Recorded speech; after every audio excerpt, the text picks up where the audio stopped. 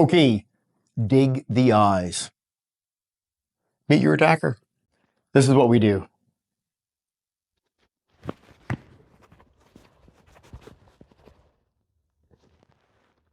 Let's break that down. When the attack comes, I don't know where it's coming. So I bring my arms, my hands up to protect what is most important, my head. And I do that in any way that feels natural. Now, this is not a move so much as it's a natural flinch. Imagine a bee flying toward you. What are you going to do?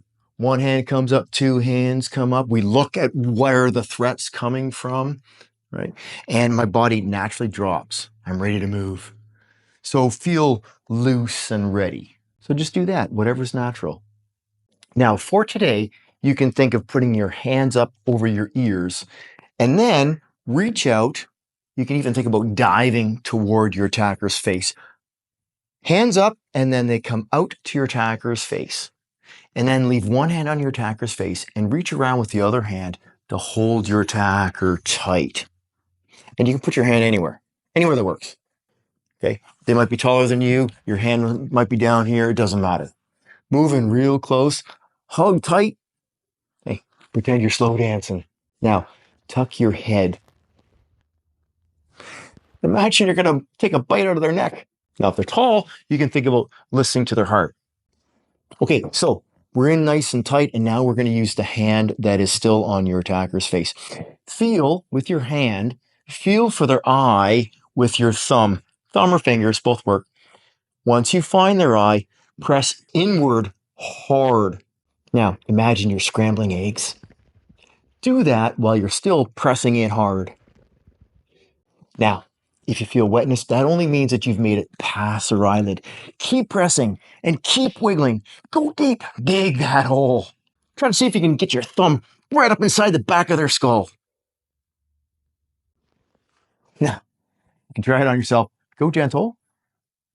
Place one hand on your opposite ear and just use your thumb to feel around until you find your eye, and just ever so gently press on your eyeball with the pad of your thumb. Excellent, good job. Now here's why it works so well. When the attack comes, I don't want to have to think about the exact attack. What do I need to protect? I just protect what is most important, my head. And then I focus on shutting down my attacker's central nervous system. Now your attacker, they really like their eyes. Their eyes are really important to them. So their central nervous system has some pretty cool defense mechanisms to protect those eyes, and we're going to use those. Now, don't you worry about your attacker or their eyes. The eye is really tough. It's hard to cut even with a scalpel. It's slippery, so things like your thumb are going to slide off it. And the eye moves freely within the eye socket to get out of the way of objects like your thumb. So if you press on their eye, let's say just the pad of your thumb, it's going to hurt. Hurt his eyes, and his own central nervous system will take over. And if someone were to take a video, it might look like you just threw your attacker back across the room. You don't have to be that strong. Your attacker's own body is going to do that all on its own. That will be an involuntary flinch away from you. And that is why you hug your attacker so they don't get away too soon. If instead of pressing on your attacker's eye, you can get past the eyeball, it will overstimulate the nerves inside your attacker's eye socket. Your attacker's own body will think that the blood pressure is too high, and it will involuntarily drop its blood pressure. But it's not too high, so the blood pressure is going to go too low. Now they're going to lose focus. They're going to wobble. They're going to sit down. They won't pass out. The technical term is they'll gray out. What they won't be doing is attacking. So now you have the time to get away. But what if you can't get away? Or what if you need a few moments to figure it out, to make a plan? Keep digging. Hey, scream a bit. Let the rage out. Letting out the rage will help you be more ferocious. Now, how hard do you press? Get yourself a plastic bag. Press your thumb through. If you have to dig and wiggle, dig and wiggle.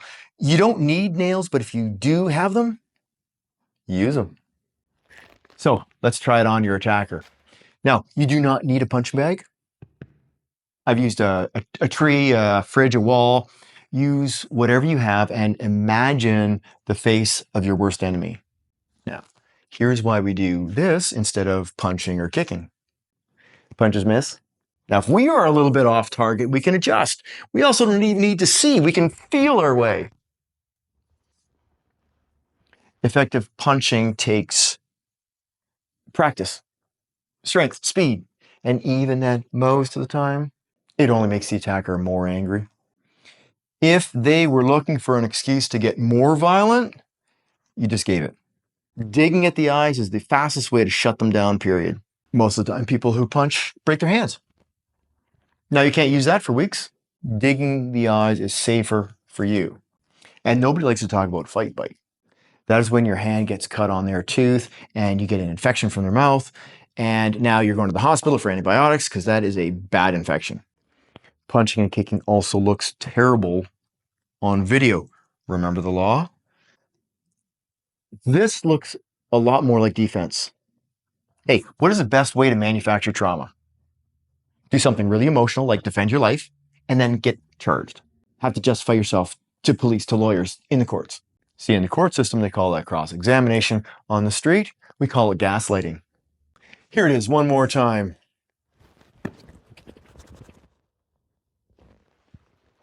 Okay, you try. And okay, we're going to clean it up as we go, so don't worry about perfection. Just do it once or twice to get a feel. Okay, great. Let's go to the next video.